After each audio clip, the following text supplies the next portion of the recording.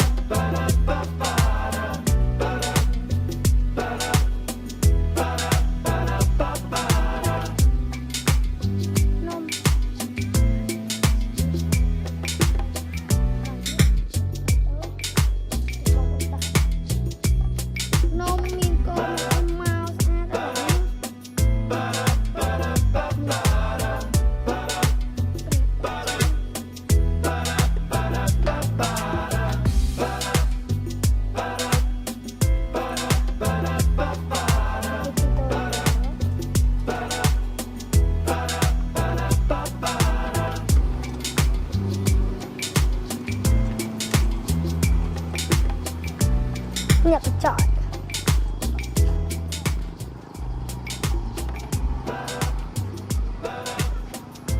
Hello តើថ្ងៃនេះខ្ញុំចង់និយាយថាថ្ងៃនេះ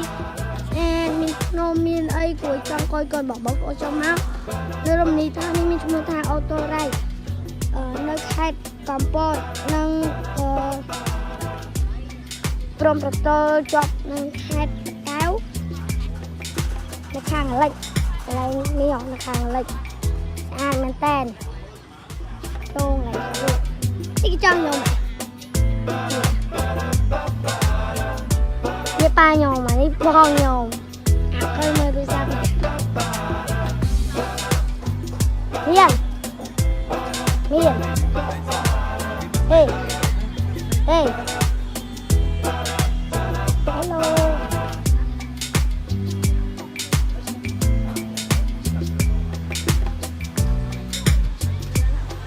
ไปเจี๊ยHello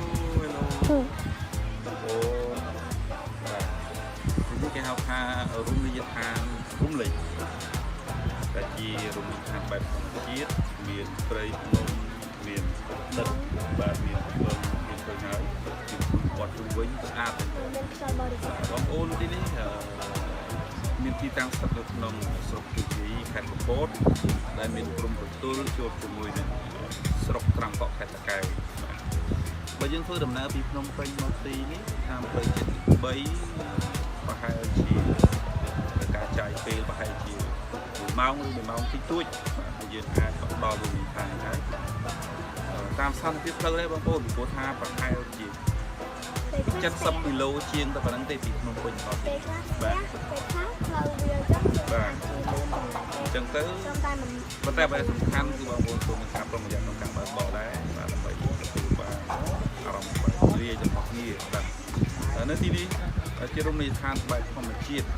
ដែលមានប្រវត្តិយូរលង់មកហើយបាទដឹងហើយថានៅទីនេះគឺរមណីយដ្ឋាននេះគឺគេកសាងក្នុងសម័យពលពតដែលសម័យនោះគេជាពលរដ្ឋពីតំបន់ផ្សេងពីតំបន់ផ្សេងមកទីនេះដើម្បីកសាងទំនប់លិចនេះឡើងក្នុងគោលដៅដូចជាដើម្បីទទួលបានទឹកប្រើប្រាស់សម្រាប់បម្រើឲ្យវិស័យកសិកម្មដូចជាធ្វើស្រូវឬក៏ដាំដំណាំផ្សេងហើយរមណីយដ្ឋាននេះយើងឃើញថាវាបែបជនបទបាទជនបទលោកដឹងថាក្នុងចន្លោះឆ្នាំក្រោមឆ្នាំ2000តំបន់នេះគឺជាតំបន់ដាច់ស្រយាលខ្លាំងមែនទែនជាតំបន់ដាច់ស្រយាលដែលអត់ទៅមានអ្នកស្គាល់ទេតំបន់នេះបាទក៏ប៉ុន្តែក្រោយពីឆ្នាំ2000ដោយសារតែ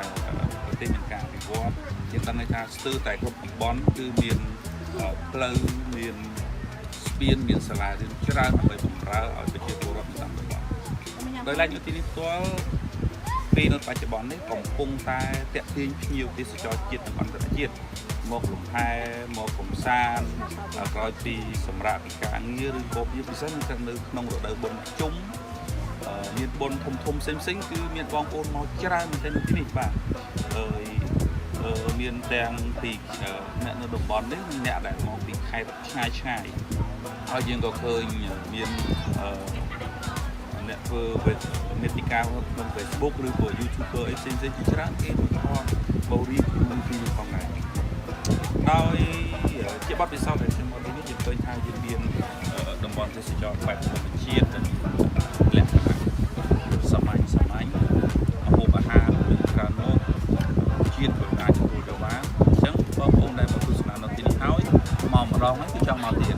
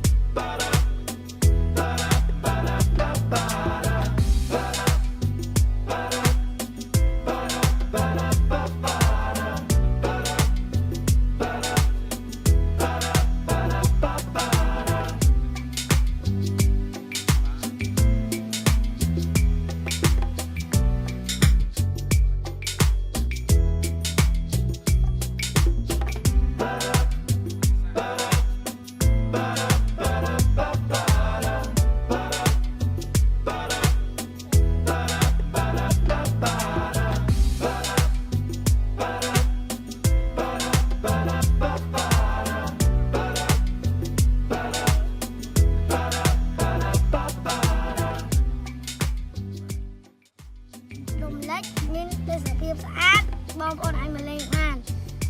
នៅរមណីយដ្ឋាននេះមានឈ្មោះថាអីគេអូតូរ៉ៃមានភ្នំមានទឹកមានត្រីមានតុកគួរចង់កយកូនទេសភាពនៅទីនេះខ្ញុំបានធ្លាប់មកលេង2ដងទៅហើយគេមានកន្លែងលេងគេមានតុកគេមានកញ្ចក់ទូចហើយយើងអាចអង្គុយញ៉ាំអីបានហើយយើងមានកន្លែងថតរូបជាច្រើនមាន បងប្អូនអាចលេងទីនេះបានសប្បាយណា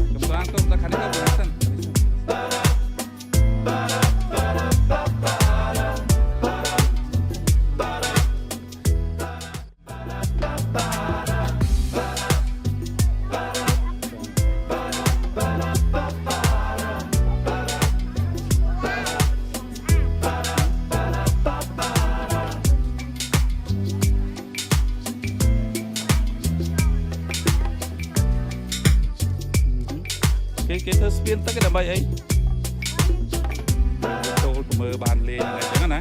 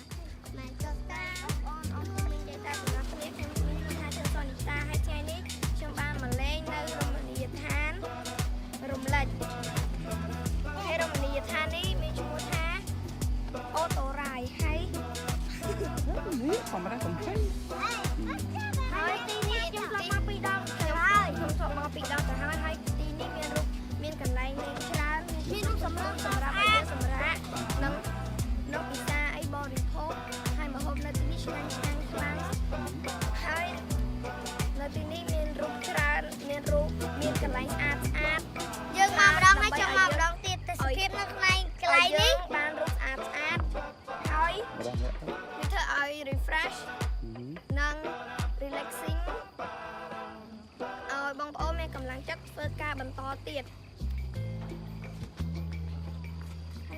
ហើយនៅទីកន្លែងនេះមានតែសភាពមានព្រំមានភ្នំមានព្រៃមុខព័ទ្ធជុំវិញធ្វើឲ្យយើងគយគន់តែម្ដង